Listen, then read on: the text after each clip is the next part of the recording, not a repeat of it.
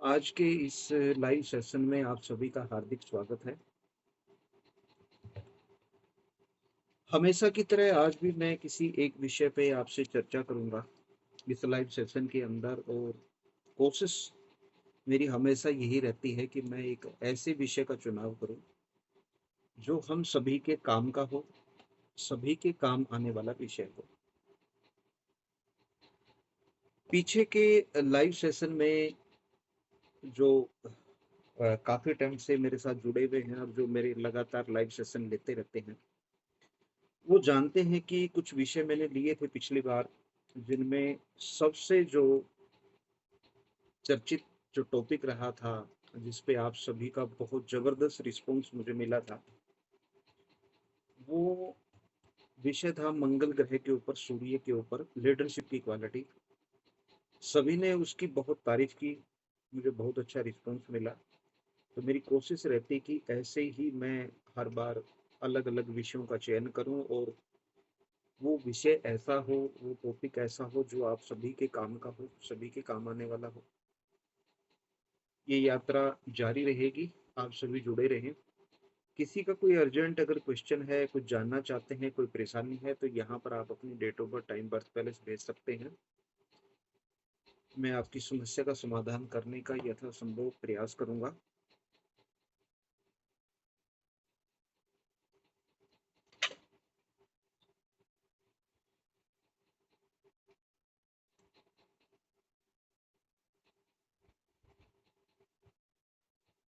आपकी date of birth, time, birth place ये complete होना चाहिए। अगर आपकी डिटेल कंप्लीट नहीं है तो मुझे मजबूरी बस उसको इग्नोर करना होगा, क्योंकि आप भी जानते हैं कि बिना date of birth, time, birth place के जन्म कुंडली बनती ही नहीं है, और जब तक जन्म कुंडली बनेगी नहीं, मैं उसका एनालिसिस कैसे कर पाऊंगा। तो आप सभी जुड़े रहिए, और जिनकी समस्या है वो अपना बर्थ डिटेल और पर्सन यहाँ पर डाल दें। मैं जरूर समाधान करूंगा। आज के जिस विषय का मैं चुनाव करना चाहता हूँ, एक ऐसा विषय जो सभी से जुड़ा हो, सभी के काम का हो। तो क्यों ना आज हम नौकरी और व्यापार को लेकर जो प्रश्न मेरे पास आते हैं, उसी को मैं अपना विषय बना लेता हूँ। बहुत सारे लोग पूछते हैं कि मुझे बिजनेस करनी चाहिए, नौकरी करना चाहिए, और ये बड़ा मेजर प्रश्न है। ये हर किसी के मन में भी आता है, क्योंकि हम भी उस फेज से गए हैं जहां पर हमें निर्णय करना था कि हमें नौकरी करनी चाहिए या हमें अपना कुछ काम करना चाहिए। वो एक अलग चीज है कि उस समय में हमारे जीवन में कोई ज्योतिषी नहीं था जिससे हम सलाह कर सकें। उस समय जीवन में गुरु भी नहीं थे जिनसे हम अपने मन की बात कह सकें। वो समय की बात है, लेकिन आज हम कनेक्ट हैं, आज हम जुड़े हैं, तो हमें ज्योतिष विद्या का लाभ लेना चाहिए, और उससे एक प्रॉपर गाइडेंस ले लेनी चाहिए कि हमें नौकरी करनी चाहिए या व्यापार करना चाहिए। क्योंकि मैंने बहुत सारे ऐसे लोगों को देखा है जो 5 साल, 10 साल, 15 साल नौकरी करने के बाद में फिर बिजनेस में आ जाते हैं। तो कई बार चर्चा होती है, हम पूछते हैं कि इतने सालों बाद बिजनेस का कैसे विचार आया, कैसे मन में बात आई। तो लोग अलग अलग अपनी राय देते हैं। कुछ लोग कहते हैं जी, हम तो पिछले 10 साल से ही लगे हुए हैं कि जब भी मौका लगेगा बिजनेस करना है। कोई कहता है जी, ये तो शुरू से ही मन में था, मेरे तो अंदर दबी हुई भावनाएं हैं, अब मैं थोड़ा सा सेटल हुआ हूँ, तो अब सोचा कि मैं अपना बिजनेस करूँ। जिस व्यक्ति के मन में, जिस व्यक्ति के दिलो दिमाग में पिछले 10 साल से, 15 साल से, 20 साल से बिजनेस चल रहा है, लेकिन वो बिजनेस कर नहीं रहा, तो ये भी कितनी बड़ी बात है। ऐसा व्यक्ति जिसके अंदर इतने समय से वो भावनाएं दबी हुई हैं अंदर बिजनेस को करने की, अगर वही व्यक्ति 15 साल पहले, 20 साल पहले, जब उसकी वो भावनाएं जन्म ली थी बिजनेस करने की, अगर वो उसी समय कोई बिजनेस कर लेता, तो 10 साल में, 15 साल में, 20 साल में क्या नहीं कर सकता था वो। अब 15 साल 20 साल नौकरी करने के बाद में आज बिजनेस वो शुरू करता है, तो क्या उसका बिजनेस आज ही चल जाएगा? ऐसा बिल्कुल संभव नहीं है। बिजनेस को चलने के लिए समय चाहिए। तो मैं आपको ये बात इसलिए बता रहा हूँ ताकि ऐसी गलती आप ना करें। अगर आपके मन में कहीं भी ये है कि मुझे बिजनेस करना है और आप अभी नौकरी कर रहे हैं, तो आप आज ही डिसाइड कर लें, आज ही निर्णय। वो निर्णय लेने के लिए 10 साल का इंतजार ना करें, 15 साल का इंतजार ना करें, 20 साल का इंतजार ना करें। हाँ, वो एक अलग चीज होती है कि कोई व्यक्ति सरकारी नौकरी में है, पुलिस में है, मिलिट्री में है, कहीं सरकारी पद पर अध्यापक है, डॉक्टर है। वो कहता है कि भाई मैं रिटायरमेंट के बाद में अपना कुछ करूंगा, वो एक अलग चीज है। ऐसा ही काम हमारे पिताजी ने भी किया है। सरकारी नौकरी करने के बाद में जब वो रिटायरमेंट की तरफ आए, तो उन्होंने भी अपने ओल्ड एज के लिए, अपने सही चीजों को व्यवस्थित रखने के लिए, टाइम से उठना, टाइम से नहा धोकर तैयार हो जाना, और काम का जो रूटीन है उसको बनाए रखना, लोगों से मेल जोल बनाए रखना, अच्छा टाइम पास हो जाए, लोगों से मिलना जुलना और दो पैसे का काम भी हो, वो सब प्लान उन्होंने किया। वो एक अलग चीज है। लेकिन एक यंग पर्सन जिसकी उम्र 30 साल है, 35 साल है, 40 साल है, 45 साल का कोई व्यक्ति है, और वो सालों से सोच रहा है कि मुझे बिजनेस करना है, तो बिना जन्म कुंडली को देखे, बिना जन्म कुंडली का एनालिसिस किए या बिना ज्योतिषी बातें किए, मैं उनको यही सलाह देता हूँ कि भाई अपने अंदर दबी भावनाओं को बाहर निकालो, व्यक्त करो उनको, अपने किसी अनुभवी मित्र से डिस्कस करो। ज्योतिषी हैं, बहुत अच्छी बात है, आप उनसे डिस्कस करो। आपके गुरु हैं, आप उनसे बात करो। जो भी कर सकते हो करो, लेकिन अपनी भावनाओं को अपने अंदर दफन मत करो, उनको खत्म मत करो।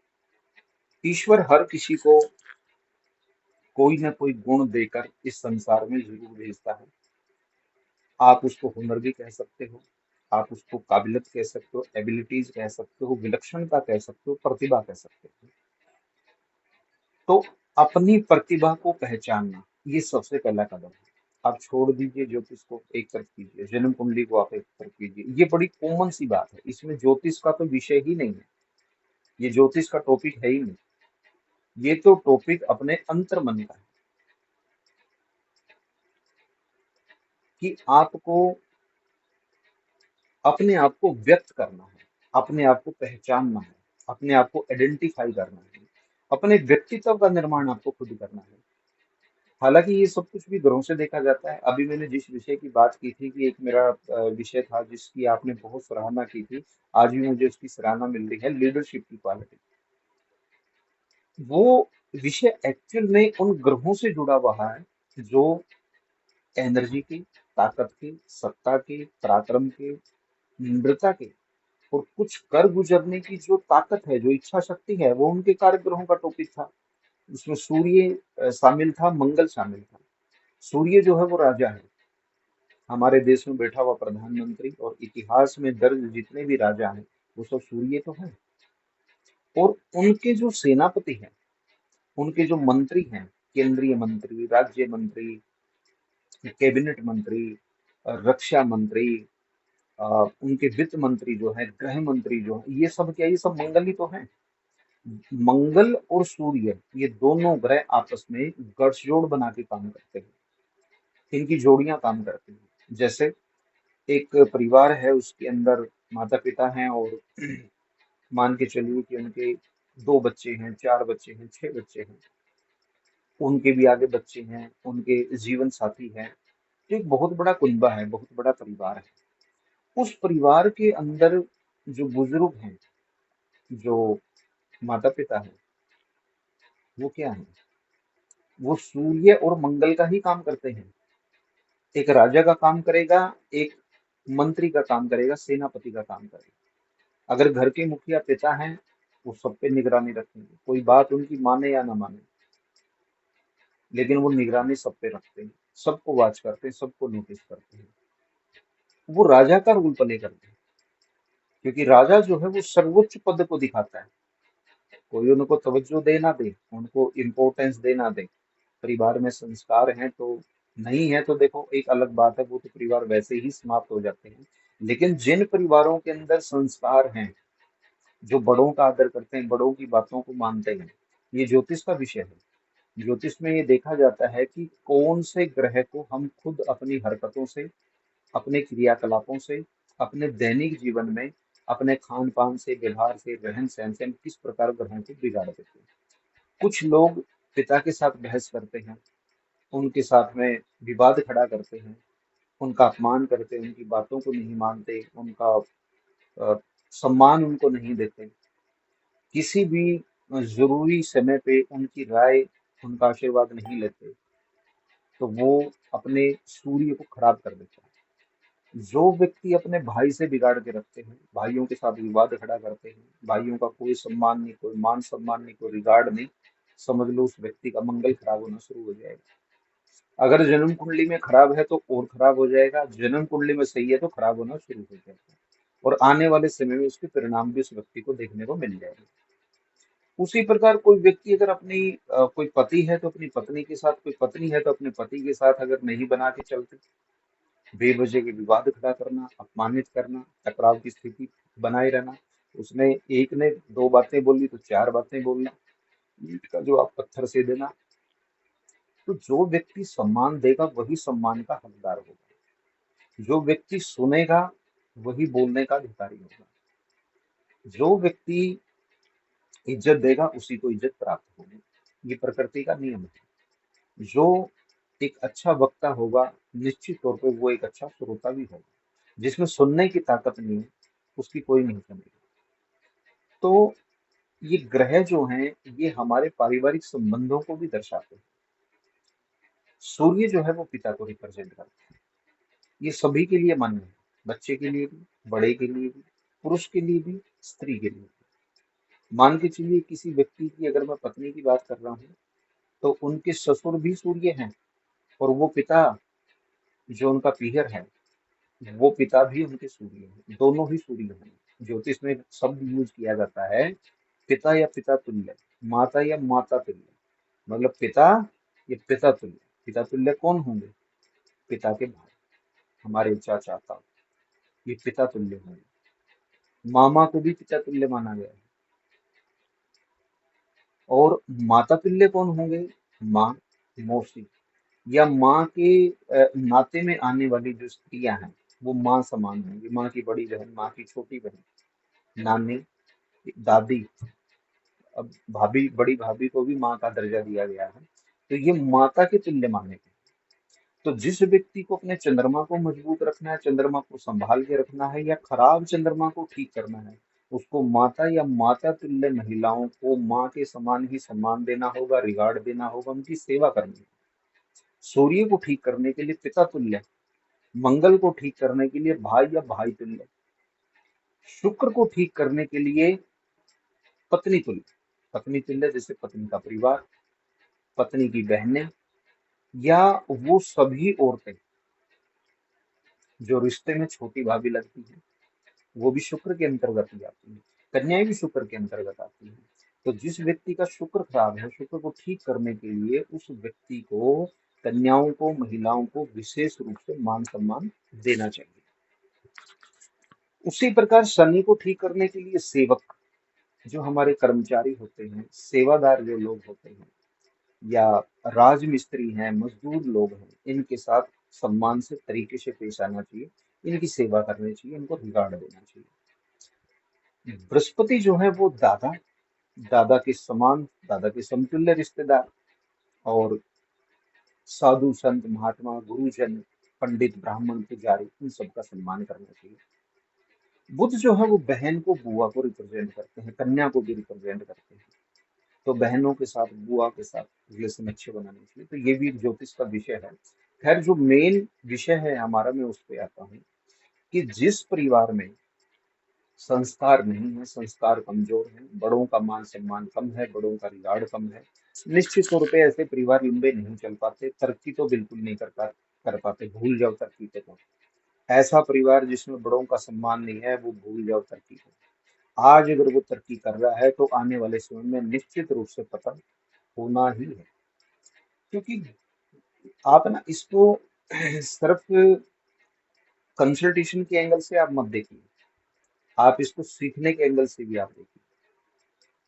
आप इसको इस तरीके से देखिए इस लाइफ सेशन को कि आप ज्योतिष सीख रहे हैं और जिसको आप अपने जीवन के अंदर भी अप्लाई कर सकते हैं। तो अपने ग्रहों को मजबूत करके हम चीजों को ठीक कर सकते हैं और अपने रहन सहन से, अपने संस्कारों से, अपने कर्मों से हम ग्रहों को खराब भी कर सकते हैं। आज की इस लाइव सेशन का जो विषय मैंने रखा है वो रखा है कि आपको नौकरी करनी चाहिए, बिजनेस करना चाहिए। तो इसका चुनाव बहुत लंबे टाइम बाद ना करके अभी कर लेना चाहिए। अभी का मतलब है कि अगर मैं किसी यंग पर्सन की बात करता हूँ और उसने अभी अपनी स्टडी कंप्लीट कर ली है और वो अपना करियर बनाना चाहता है, तो यहाँ पर उसके सामने दो ऑप्शन होते हैं। अनुभव लेने के लिए कुछ समय उसको नौकरी कर लेनी चाहिए, ये टारगेट होना चाहिए 1 साल का, 2 साल का, इससे ज्यादा लंबा टारगेट ये नहीं होना चाहिए। 1-2 साल नौकरी करने के बाद में जब उसको काम करने का तरीका समझ में आ जाए, मार्केट की चीजें समझ में आ जाए, तो ऐसे समय में उसको फिर अपना बिजनेस कर लेना चाहिए। अब बात करते हैं कि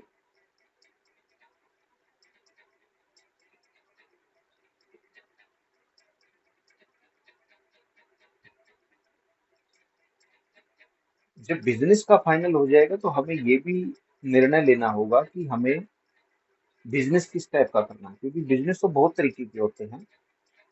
तो आइए आज हम आज के विषय को शुरू करते हैं, नौकरी और बिजनेस के चुनाव वाले विषय को। देखो, आज हम जो कुछ भी हैं अपने अनुभव से और अपने गुरुजनों के दिए हुए ज्ञान से और हम जो प्रैक्टिस करते हैं रोजाना, हम उसी का परिणाम है। गुरुजन हमारे क्या कहते हैं कि जो वर्ण व्यवस्था है उसका हमारे प्रोफेशन के ऊपर बहुत भारी असर आता है। हमारे समाज में, सनातन धर्म में 4 तरह की वर्ण व्यवस्था है, जिसके अंदर सबसे पहले ब्राह्मण को रखा जाता है, क्योंकि ज्ञान का जो दर्जा है, मंत्रों से जुड़ा हुआ, पूजा पाठ से, धर्म से जुड़ा हुआ, ज्ञान से जुड़ा हुआ, दान और वैराग्य से जुड़े जो विषय होते हैं वो सबसे ऊपर होते हैं, सबसे सर्वोपरि होते हैं। तो इसलिए ज्ञान को सबसे ऊपर रखा गया, बृहस्पति को सबसे ऊपर रखा गया है। तो सबसे पहला वर्ण ब्राह्मण का वर्ण होता है। ब्राह्मण का अर्थ आप जाति से बिल्कुल ना जोड़े, जाति से बिल्कुल ना जोड़े, ये ज्ञान से जुड़ा हुआ है, ये धर्म और संस्कारों से जुड़ा है, ये वेद और पुराणों से, देवी देवताओं से जुड़ा हुआ है। ब्राह्मण को विप्र भी बोलते हैं। तो सबसे पहला वर्ण जो है वो ब्राह्मण वर्ण है। दूसरा जो वर्ण है वो क्षत्रिय वर्ण है। क्षत्रिय को दूसरे पायदान पे इसलिए रखा गया है क्योंकि ज्ञान और ज्ञान के बाद में रक्षा, ज्ञान बहुत जरूरी है। क्योंकि जब तक व्यक्ति के अंदर चेतना नहीं होगी, जब तक व्यक्ति के अंदर ज्ञान नहीं होगा, तब तक वो रक्षा भी नहीं कर पाएगा। अपने प्राय का गलत सही का जो भेद है वो हमेशा ज्ञान ही देता है। तो सबसे पहला वर्ण ब्राह्मण वर्ण, दूसरा वर्ण जो है क्षत्रिय, तीसरा वैश्य। वैश्य कहते हैं व्यापारी को, कामकाजी को, बिजनेसमैन को। और चौथा जो वर्ण है वो शूद्र है। शूद्र का अर्थ है सेवा करने वाला, सेवा। आज जो व्यक्ति नौकरी कर रहा है, किसी कंपनी के अंदर नौकरी कर रहा है, तो उसको अगर वर्ण से देखा जाए तो वो शूद्र है। कोई आदमी ब्राह्मण है लेकिन व्यापार कर रहा है, तो वो जाति से ब्राह्मण हो सकता है लेकिन कर्म से वो वैश्य है। एक व्यक्ति जो क्षत्रिय वर्ण में जिसने जन्म लिया, क्षत्रिय परिवार में जन्म लिया, व्यापार कर रहा, तो वो वैश्य है। वो अगर गुरु बन गया है अपने ज्ञान से, अपने त्याग से, अपने वैराग्य से, गुरु आशीर्वाद से, तो वो ब्राह्मण है। ब्रह्मा के मुख से, जो ब्रह्मा के अंश से जो पैदा हुआ, वो ब्राह्मण है। तो ये 4 वर्ण जो हैं, ये हमारी काफी मदद करते हैं इस चीज को निर्धारित करने में कि हमें बिजनेस करना चाहिए या हमें नौकरी करनी चाहिए। ब्राह्मण जो वर्ण होता है वो थिंकर के लिए इस्तेमाल किया जाता है, और जो क्षत्रिय है वो लीडर के लिए। वैश्य जो है वो प्रॉफिटेबल माइंड होता है, वो लाभकारी दिमाग होता है, वो देखता है कि भाई कहाँ लाभ है कहाँ हानि है, वो गणित गुणा लगाता है। और जो शूद्र होते हैं वो हार्ड वर्क को रिप्रेजेंट करता है। ये मैं ज्योतिष की भाषा में आपको बता रहा हूँ। तो ये जो चारों वर्ण है ये हमारी काफी हेल्प करेंगे, क्योंकि हमारी जन्म कुंडली भी इन्हीं चार वर्णों के अंदर डिवाइड होती है। और ऐसा नहीं है कि ये व्यक्ति की बनाई हुई परंपरा है, इनको वेदों के अंदर भी इसका वर्णन किया गया है। इसके लिए श्रीमद् भगवत गीता के अंदर भी चर्चा आती है, और ऋग्वेद के अंदर भी इसके बारे में बताया गया है। ज्योतिष इसकी कैसे इस्तेमाल करता है इन वर्ण का, वो हमें देखना होता है। क्योंकि जो हमारे नवग्रह होते हैं ना, उन नवग्रह और जो 12 राशियां होती हैं, वो भी हमारी इन वर्ण के अंदर ही डिवाइड होती हैं। तो आप ये मान के चलिए कि ज्योतिष में वर्ण का जो निर्धारण निर्धारण जो है, उसका सिद्धांत क्या है। ज्योतिष में वर्ण का निर्धारण ग्रह बल राशि और चंद्रमा जिस नक्षत्र में बैठा हुआ है वहां से होता है। मैं आपको फिर बताता हूँ। ज्योतिष में वर्ण कहाँ से डिसाइड किया जाता है, कैसे देखा जाता है कि ये कुंडली किस वर्ण की है। उसके लिए ग्रह देखा जाएगा, उस ग्रह का बल देखा जाएगा, राशि देखी जाएगी, और चंद्रमा का नक्षत्र देखा जाता है। और वहां से फिर ये निर्धारित होता है कि व्यक्ति का वर्ण क्या है, कुंडली का वर्ण क्या है। वर्ण व्यक्ति की मानसिक समझ को पढ़ने के लिए बहुत महत्वपूर्ण है। वर्ण से पता लगता है कि व्यक्ति की मानसिक समझ कैसी है। मान के चलिए किसी की कुंडली शूद्र वर्ण की है, तो हम क्या समझेंगे इससे, शूद्र वर्ण से मतलब क्या है। शूद्र वर्ण से मतलब है कि ये व्यक्ति हार्ड वर्किंग माइंड सेट का व्यक्ति है। अगला पॉइंट, जन्म किसे चंद्रमा और लगन, उसके अंदर चंद्र राशि, लगन के अंदर चंद्र राशि व्यक्ति के व्यवहार और उसकी जो मानसिकता है उसके ऊपर बहुत बड़ा प्रभाव डालती है। तो यहाँ से भी आदमी की क्वालिटी पता लग जाती है। राहु भी काफी हद तक मानसिकता को प्रभावित करता है, इसलिए राहु को भी हम इग्नोर नहीं कर सकते, क्योंकि राहु शुभ होता है तो व्यक्ति बहुत विलक्षण बुद्धि का स्वामी होता है, और राहु खराब होता है तो व्यक्ति जड़ बुद्धि का हो जाता है। अब बात करते हैं राशियों के वर्ण हम कैसे देखेंगे। क्योंकि देखिए राशि का जो प्रभाव है वो हमारे स्वभाव के ऊपर, हमारे व्यक्तित्व के ऊपर, हमारे दैनिक जीवन के ऊपर बहुत ज्यादा आता है। हम राशियों से भी देख सकते हैं कि व्यक्ति किस वर्ण का है। अगर आपकी मेष राशि है तो आप समझ जाइए कि आप क्षत्रिय वर्ण के हैं, क्योंकि मेष राशि जो है वो मंगल की है।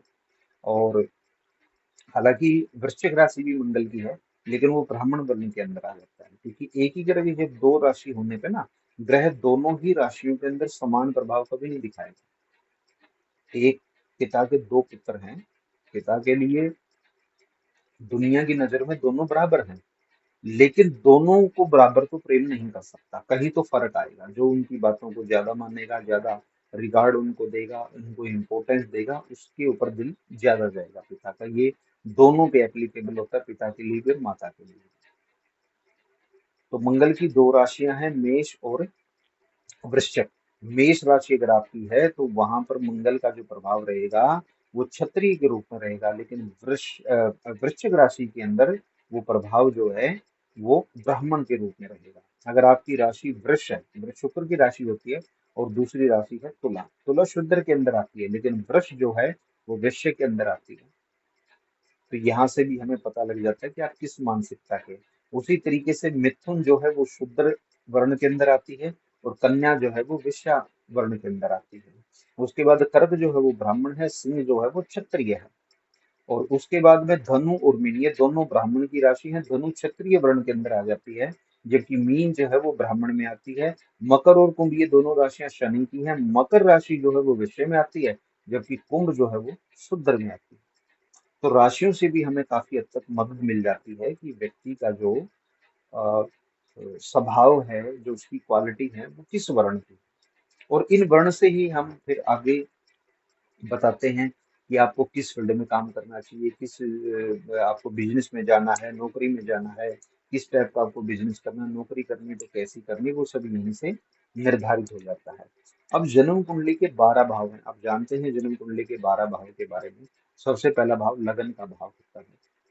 तो ये जो 12 भाव हैं इनको भी वर्ण के अंदर वर्गीकृत किया हुआ है। जैसे कि पहला जन्म कुंडली का जो पहला भाव है वो क्षत्रिय के अंदर आता है, दूसरा भाव जो है वो वैश्य है, तीसरा शूद्र है, चौथा ब्राह्मण है, पांचवा क्षत्रिय है, छठा वैश्य है, सातवां शूद्र है, आठवां ब्राह्मण है, नवां भाव क्षत्रिय है, 10वां वैश्य है, 11वां शूद्र है और 12वां भाव जो है वो ब्राह्मण है। आप इसको ऐसे भी इंडिकेट कर सकते हैं कि काल पुरुष की कुंडली में, अगर आप काल पुरुष की कुंडली को समझते हैं तो उसमें जो ग्रह जहाँ का स्वामी है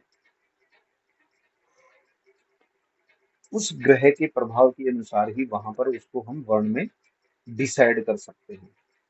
अब जो राशियां हैं और उनके जो तत्व हैं उनको भी, तत्व को और अ, वर्ण को हम आपस में मैच कर सकते हैं। जैसे पहली राशि, पांचवी राशि और नौवीं राशि। पहली राशि है मेष, पांचवी राशि है सिंह और नवीं राशि है धनु। ये दोनों अग्नि तत्व राशि है, तीनों, सॉरी, तीन राशियां हैं, तीनों अग्नि तत्व हैं और तीनों क्षत्रिय वर्ण में आती हैं। उसके बाद में 2, 6, 10 दूसरी राशि वृष है, छठी कन्या है और 10वीं जो है वो मकर है। ये तीनों राशियां पृथ्वी तत्व में आती हैं, लेकिन वर्ण जो है वो इनका वैश्य है। शूद्र वर्ण के अंदर आती 3, 7, 11। 3 का मतलब है मिथुन, 7 का मतलब है तुला और 11 का मतलब होता है कुंभ। ये वायु तत्व राशियां। चौथे में आती है ब्राह्मण, 4, 8, 12।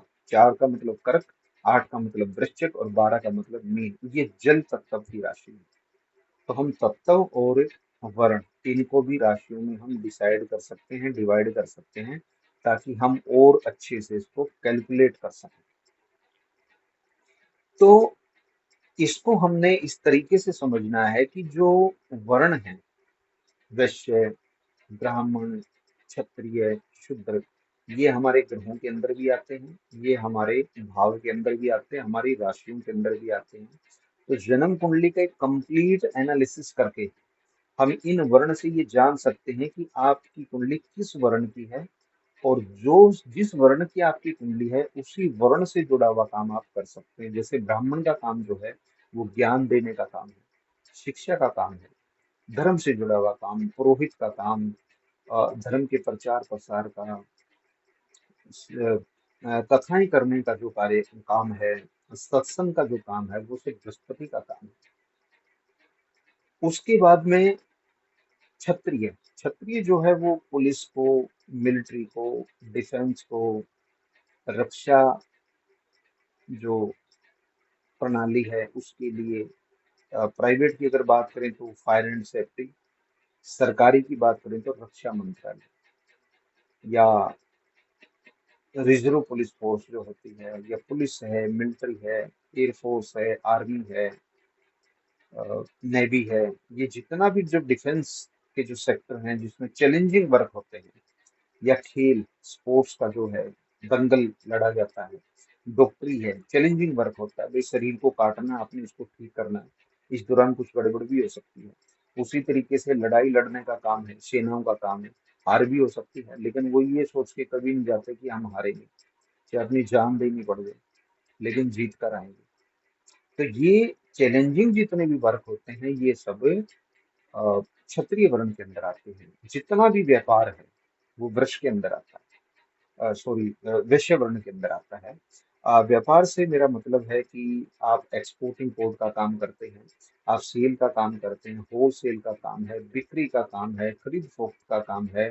हालांकि प्रॉपर्टी खरीद फोक्त का काम है, लेकिन वो अ, मंगल और सूर्य के अधीन आता है। आता वो भी वैश्य के अंदर ही है, लेकिन क्षत्रिय गुण वाले लोग उसको ज्यादा करते हैं उस काम को। तो उस तरीके से बैंकिंग सेक्टर का काम है, या कला का काम है, डिजाइनिंग है, डेकोरेशन है, इंटीरियर है, सीए है, वकालत है, ये सारे जो काम हैं ये क्योंकि वकालत जो है वो सेल्फ एम्प्लॉयमेंट में आती है, सीए का काम भी सेल्फ एम्प्लॉयमेंट में आता है, डॉक्टर का काम भी उसी में आता है। तो ये वैश्य माने जाएंगे, वैश्य वर्ण।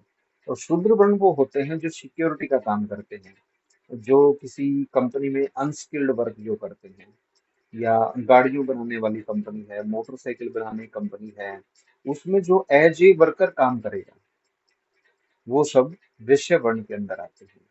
सफाई कर्मचारी होगा किसी कंपनी में, सरकारी विभाग के अंदर, वो वैश्य वर्ण में आएगा। जो भी व्यक्ति सेवा दे रहा है वो वैश्य वर्ण में आएगा।